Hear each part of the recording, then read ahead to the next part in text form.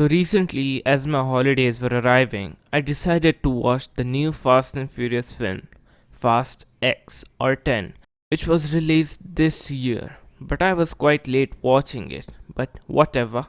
This is the final road of the most beloved car franchise in the whole wide world. Well, the first part of it, anyways, and as a car guy, I fucking hated it. And you know why? My sole mistake, I guess, for not liking this movie was that instead of watching Fast 9 as a prequel, I watched the first four films because that's where the nostalgia was for my mind, which made this franchise for what it is today. And I realized that the Fast and Furious franchise has lost touch. I mean, it went from stealing DVD players to whatever this ridiculous thing was, and then anger ensued ahead.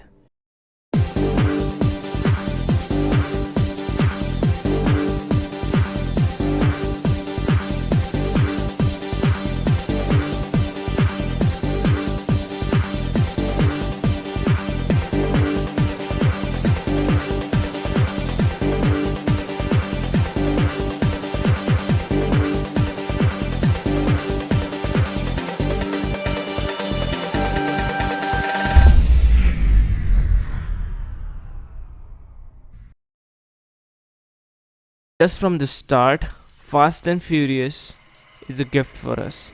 It gave way to the hype of tuner culture and it influenced a generation of car fanatics for directly or indirectly shaping the car scene that we know today. It gave us Need for Speed Underground, Underground 2, and Most Wanted, Street Racing Syndicate. Yeah. Sure, Black Box made them, but I think Fast and Furious was an heavy influence on this game, showing us how the low profile nighttime illegal street racing scene is like, and it was just awesome looking on screen. So I loved it. I still love it now because as time went on, it was never about the action, it was never about hot women, it was never about explosions as well.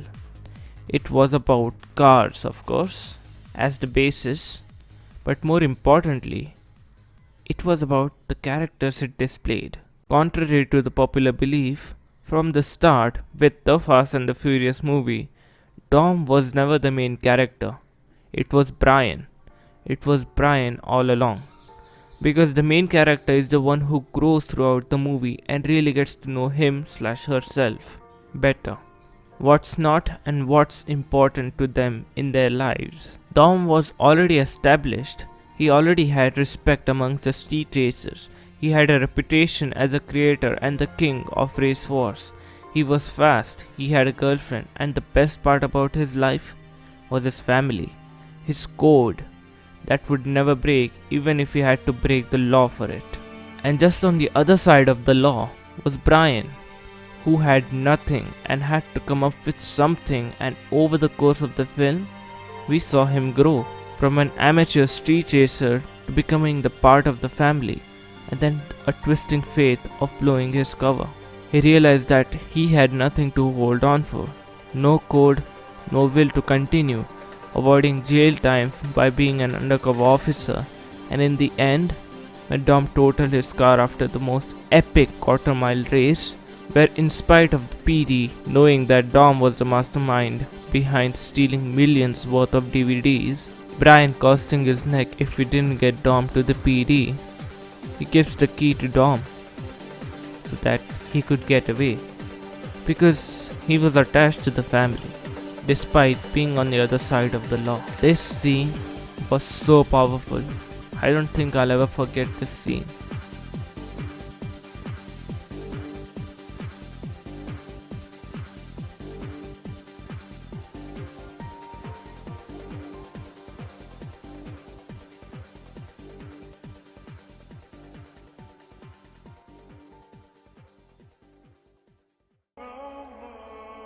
Then in Too Fast Too Furious, they showed us the bond between Brian and Roman as friends, both of them admitting their mistakes and growing out of it, and clearing their records in the end with some bank in their hands. Tokyo Drift had a different main character, but it was also a good one. Instead of Brian, we saw Sean grow to the Drift King and taking over the streets even when his mentor at this point, Han, was killed in an accident. Yeah, he was definitely killed. Fast and Furious 2009 was a little different because here both Dom and Brian had their own purpose. Dom had to avenge now his deceased wife Letty, and Brian wanted to get back in the family with his still blossoming love for Mia even after 5 years. And this is where Brian reveals his reason for letting Dom go that day. I respected him more than I did myself.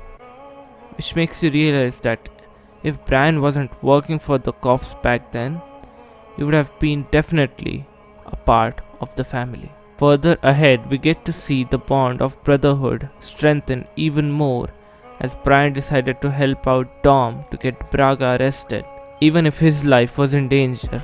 And in the end, they won. From then onwards, it was more about family than anything else. No specific character development, but the development of the whole family together.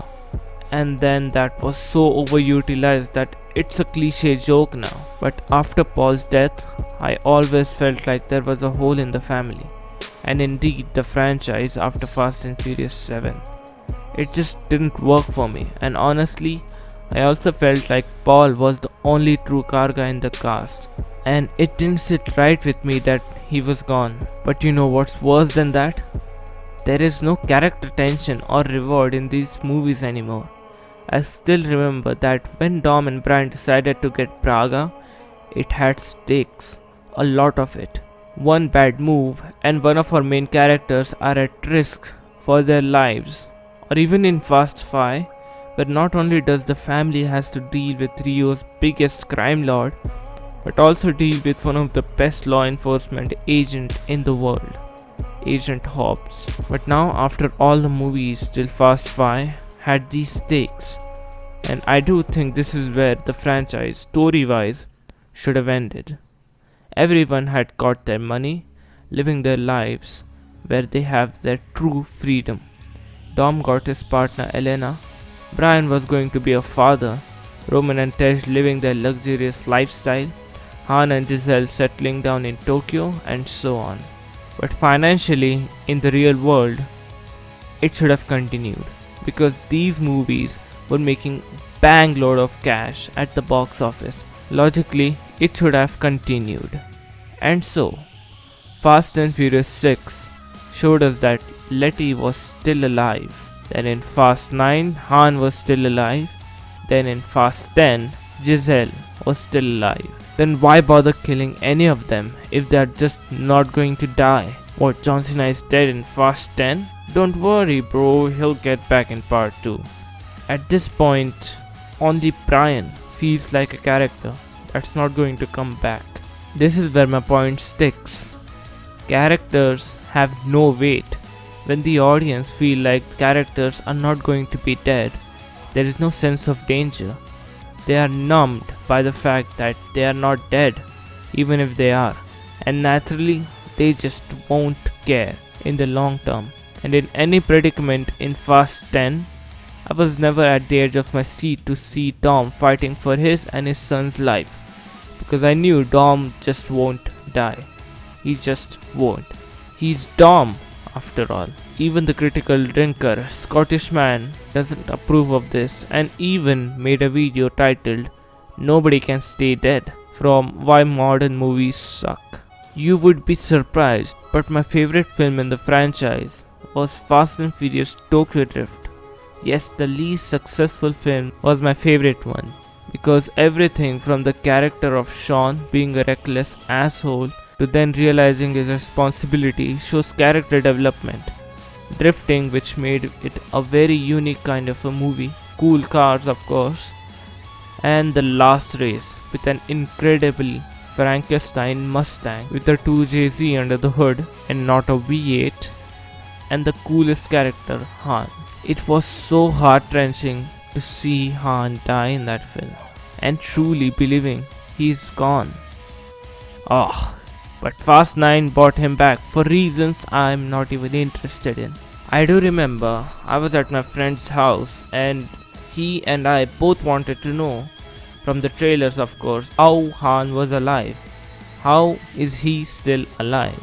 We saw him dead, but as soon as we got to see that he was alive by Mr. Nobody or something, I don't know, I was like, whatever, switch off the let's just switch off the TV right now because I don't want to see the rest of the film anyway. So in the end, I don't know what happened to Jacob, to Tom, to anyone, but we just ended it off because Han was still alive. And that's where I hope modern movies won't suck anymore.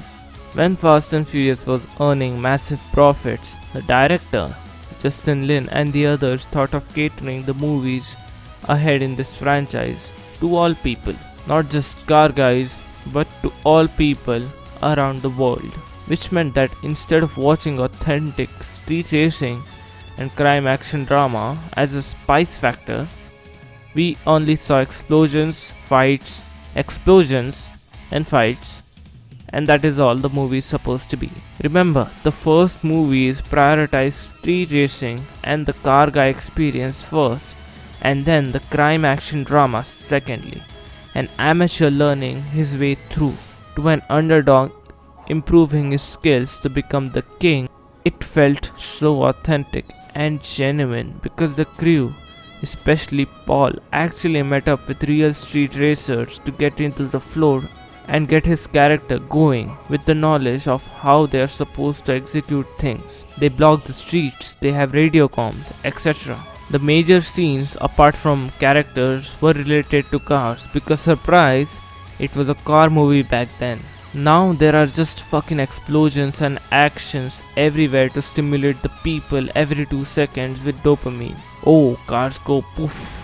Secret undercover high-tech intelligence agency which is so cool with devastating weapons and international threats to terrorize the world of man. Shut the fuck up. This is not Marvels as far as I knew. This was real world depiction here, right? From the grounded approach of Nitros Go Fast Puss Swang. Even though it looked like the car was a space rocket, it was fine. Flying a classic Camaro off the ramp to the board, well, that is too much, but it is possible. Drifting at the most dangerous mountain at night, that can be backed up by drifting skills. Crossing the border with that tight of a tunnel, well, seems unlikely, but fine. Sliding a grillionth ton vault full of cash through cars on the streets of Rio, well, that's a bit off the line. Destroying a tank and a plane, too far. Man, this has gone ridiculous. They have lost touch to reality. It's all gone. You can see my face riddled with anger, grief and confusion when I saw Rome and Tej going into outer space in a goddamn car. Man, I was done. If they're not even dead in these off-the-line ridiculous action sequence, they might as well just be invincible. Oh, never mind. Might as well just watch a Marvel movie then, because the family has now superpowers. Yes, my final verdict would be that the Fast and Furious franchise has shaped my childhood as well, and like I said, it was a gift to us car guys to be inspired to love these machines on 4 wheels. But I guess all good things must come to an end. Of course, it's not the end of the franchise, but I too feel it's the end of the soul of the franchise, named the Fast and Furious.